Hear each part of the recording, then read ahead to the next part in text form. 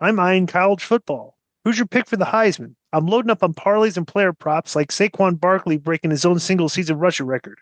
Got a lot of work to do. FanDuel has you covered with player specials and unique props, like home run props. Whatever your game, FanDuel Sportsbook delivers the latest lines, futures, and specials so you can join in on all the action. Download now. FanDuel Sportsbook, where winners play. All right, sorry. So next one is Mr. I Am Tremendous and subject's Vince, both of them.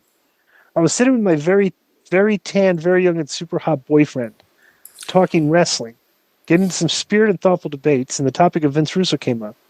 My boyfriend wanted to know whether Russo is different back then than he is now. I love Russo, thinks he's amazing and entertaining. So was he secretly an issue behind the scenes or a backstab? Jim Cornette paints him as the worst person alive, and I personally find Cornette to be an emotionally volatile, racist. Look it up. Let's just not say he has no room criticizing Hogan and people overlooking. Often problematic figure, so can't trust him. So I'm wondering, are the criticisms of Russo actually warranted? Is there a side of the story people miss, and why does the wrestling media seem so split on him? Some hating him, others defending him, and why do fans and wrestlers feel that way? Thanks for helping clear it up, and that's I Am Tremendous for PhD. Bro, I never saw... I worked in the booking meetings with Vince for years, for a very long time. I never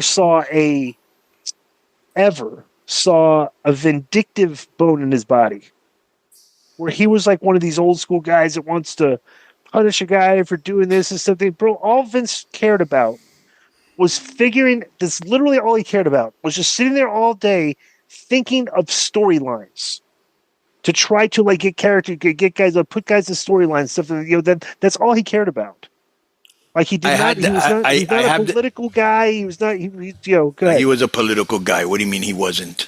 No. Not like the old school, like that J.J. Dillon. Bro, you gotta understand. We were working under J.J. Dillon, Eric Sullivan, Hogan, Nash, Paul. Bro, when I'm talking about those are political guys. Russo was not political like that. That's what I'm saying. But I want to. That happened when Hogan wasn't political. Political. Well, I wouldn't call that political on Vince. I think Vince got wrapped up into it. That's Vince. That was Vince trying to deal with the politics of the WCW political scene. And I don't think he was he wasn't good at it. You know what I'm saying? It's like that. I would agree with that. Vince was not a good politician. And so when I worked with him, he was not like these, I can't imagine I wasn't in on these conversations, okay? But I can't imagine guys had Hogan's, Hogan had Eric's ear trying to bury Hall and Nash. Nash and Hall had Eric's ear trying to bury Vince. You would not see any of that from that type of stuff from Russo. Well, you don't think Russo, when Cornette was there, was trying to bury Cornette? I'll say this. I'll say Vince thought that Cornette was. This is okay. Mind you, I was not booking with Vince back then during this. Okay. Yeah, but you were his friend. Right. Okay. I would say that Vince thought that Cornette was kind of like very southern, bro. The Cornette Russo dynamic is very simple. Russo is a New Yorker, okay, and grew up in the WWF. Cornette is a Southerner that grew up in the territories, WCW, everything. They were fire and ice, oil and water. That they just had completely different viewpoints on wrestling, right? And stuff. And then the one thing is I think Vince, the worst thing that Vince did to Cornette was he told Dixie one time that he didn't think it was a good idea for a guy when we're trying to be a progressive company and stuff for a character on TV wearing a green jacket and carrying a test right. He thought that was too old school redneck wrestling. Yep. Okay, that would be the gist of anything that Vince did to damage Cornette's career. All right, I think Vince thought that Corny thought that Vince went out of his way to get Dutch fired. That's not true at all. I guarantee Vince was not that type of guy. Okay, Vince was the guy that maybe got caught up in the politics, tried to play it, but bro, he was not a political guy. Because I sat in the meetings with him for 7-8 hours at a time every week. I'm gonna fix my statement to he was political, but he wasn't good. He wasn't good at it. I would agree with that. It wasn't. Yeah. He wasn't as vindictively political. Is what I'm trying to say. Yeah, as the other guys. Because they're like, he was just different. He actually, if you remember, well, you weren't there, but maybe you know this.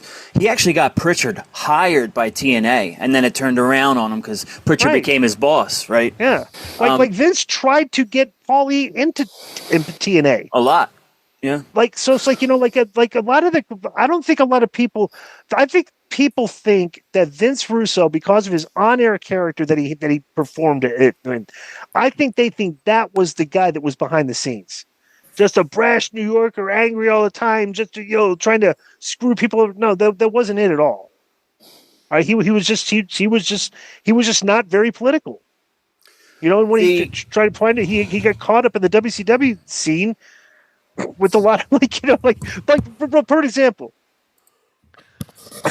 I can't see. I don't know how that dynamic went down, but when Vince was in the middle, when you had Vince, Cornette, Patterson, Briscoe, Vince McMahon, Pritchard. like all those guys and everything, when they were in the middle of the Bret Hart Shawn thing and Bret didn't want to drop the belt, okay, I can't picture that Vince was like the type of guy that was looking to screw Bret.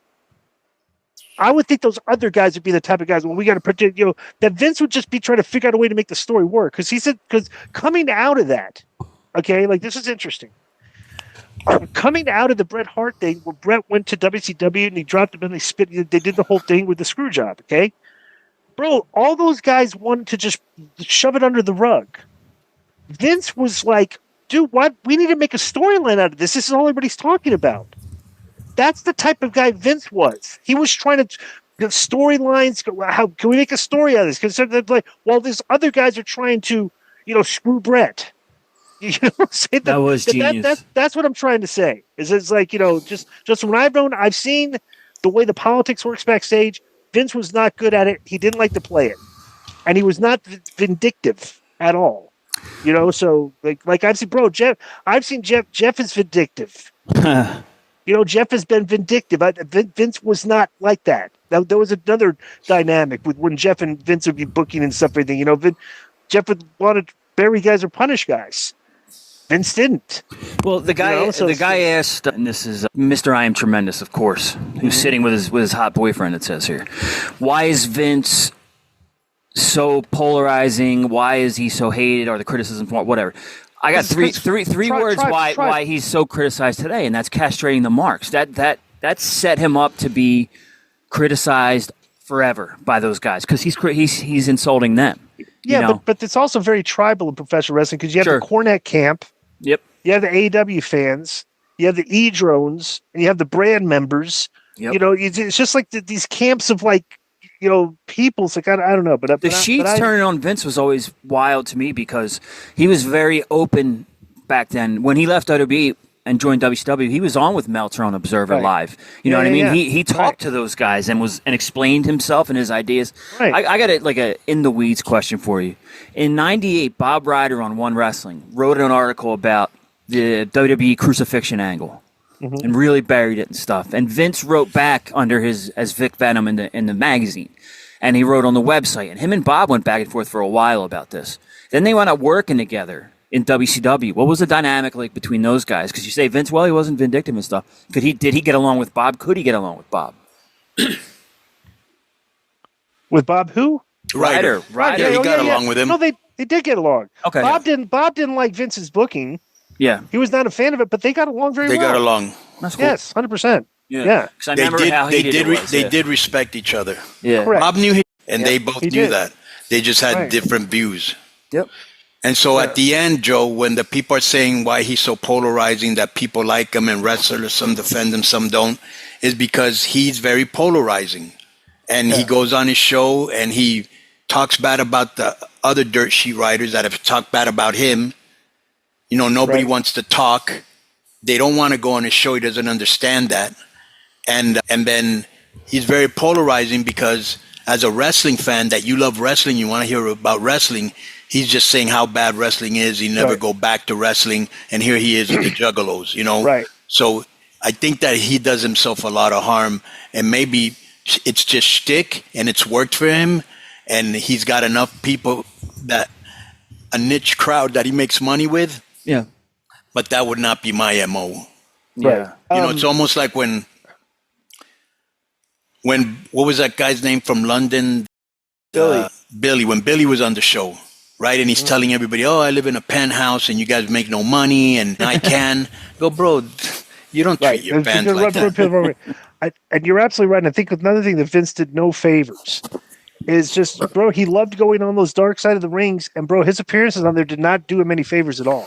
Right. Especially when he went on there and like tried to on the death of WCW, whatever it was, when he tried to make it sound like that his on-air character, that he thought he was better than 90% of the wrestlers. Yeah. And I'm like, that